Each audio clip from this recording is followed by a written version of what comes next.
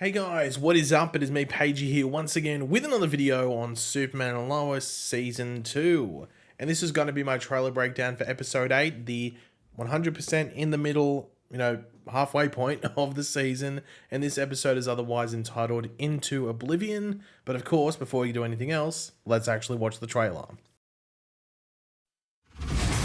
How do we respond in the face of a crisis? What if they're trying to get into the inverse world? It was straight out of Poltergeist.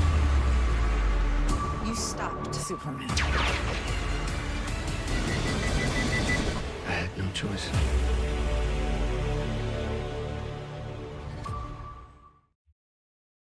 So last episode had one of the more hectic and crazy and just insane back halves of a Superman and Lois episode in either of the seasons. Just so much happened. But of course, the meat and potatoes and the main thing that really happened in that thing is that we see Anderson pretty much go rogue from the DoD, take Kryptonite, find Superman with Talro and Bizarro, take on Bizarro and use XK to weaken him because obviously, Superman would get depowered by Kryptonite, so Bizarro gets depowered by Kryptonite and chokes him out, kills him, achieves what he wanted to do. That's the big thing. Anderson wanted to take down, get rid of, and kill Bizarro, and that's what he's done. He's pretty much achieved his goal, and now he's off into the wilderness. But of course, this is going to leave a big thing on Superman because Bizarro was his key to really figuring out what Ali Alston was going to do and maybe get it a couple of steps ahead and everything like that.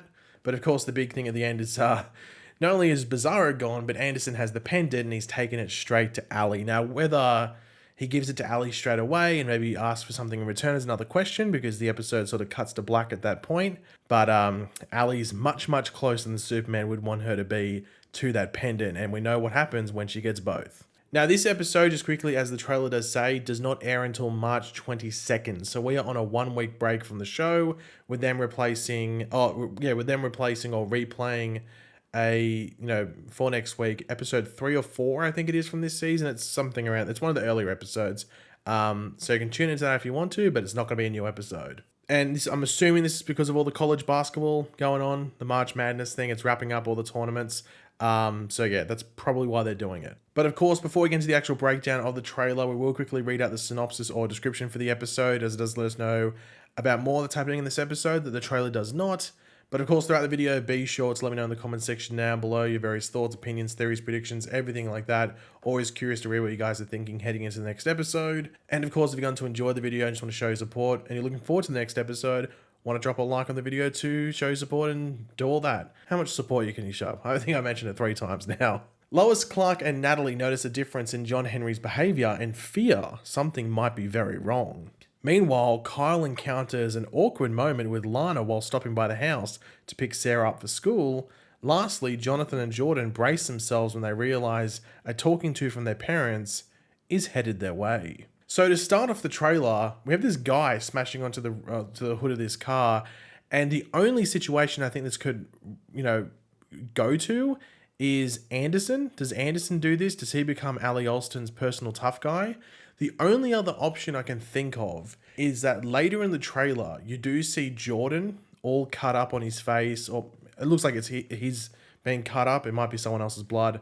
I don't know. I'm not too sure. I'm going to assume it's him being cut up, but it could be either, someone else's blood or his blood. And you can see that it's at nighttime, and that when that guy's being smashed onto the car as well, it's darker.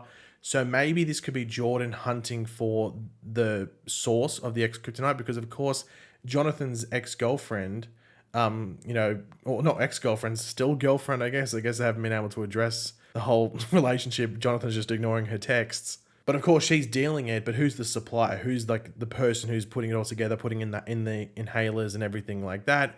And it's maybe this dude that's being smashed onto the car, and it could be Jordan, because as I said in my review for last episode, I don't think Jonathan's going to cave in and rat out. I wouldn't say rat, just like call it out and say, hey, she's the one doing this. Why am I ruining my life to protect this girl that's probably going to dump me in a year? So I think Jordan might step and be like, hey, if Jonathan's not going to do it, I'll do it because he's my brother. I'm going to protect him, not let him throw his life away. So this could be Jordan going throughout Smallville, trying to hunt down and, expose the whole Kryptonite, syndication, if you want to call it. And it wouldn't surprise me if that's the case. If it's not Jordan, then it could be Anderson, and maybe it's doing some stuff for Ali Alston because they might be partnering up. but I'm going to say Jordan. I've actually convinced myself throughout this video that it's Jordan. But speaking of Anderson, we do see him in what looks to be like the office that Ali Alston was in, like we saw in the Bizarro flashbacks. Now, I have no idea if this means this is the Bizarro version of Anderson and we're getting like a flashback of it, maybe thanks to the pendant. Maybe we get to see like, you know how like when Chrissy went through the process where she had the pendant on her, like the necklace thing, and apparently she went into her own state and went where she saw her other version. Maybe Anderson does this, but we actually get a point of view from what Anderson sees. So maybe he sees his Bizarro version. Maybe that's what's happening here, because he is flipped here. But throughout this trailer, they do flip a lot of the characters. Like they showed Jordan flipped, I'm pretty sure, and it's like our Earth. Like it's just our Earth. I'm not even gonna like tempt the whole question of whether it's the other Earth, but Jordan is flipped in that image. And like Lois is flipped when it's clearly our Lois and everything like that. So due to that, it's hard to nail down whether this is actually Bizarro Anderson or not. But it wouldn't surprise me if that's the case. And also he's wearing like an Inverse Society jacket. But once again, don't know if like the Bizarro Earth had that or not. But even if it's not flipped, they could have it that maybe on our Earth, the Inverse Society's jackets are flipped anyway, just because of the whole premise of that thing. So maybe that's what they could be doing there. Now we do have, it was straight out of Poltergeist, or the Poltergeist. Now this was said by Chrissy, obviously the Poltergeist, or Poltergeist being the movie. And it looks like her face is cut up, or maybe it's someone else's blood on her face. Now, it appears that she is the one talking to Superman near the mines in another shot in the trailer. So it makes me wonder, like, did Anderson maybe come here and kill workers while Chrissy was at the mines or something like that to get more X-Kryptonite? Because it's important to remember, he's used that X-Kryptonite once. He's going to have a power rush. He's also just thought, well, if Superman doesn't come up against me or tries to find me, I've got to have a way to, fight against him, which would be the X-Kryptonite. But then again, we don't know specifically like the whole context of it all, because it's like a quick 1 or 2 seconds throughout the entire trailer in regards to this scene. But it wouldn't surprise me too much if Anderson heads to the mines, because he would know that that's where some X-Kryptonite is.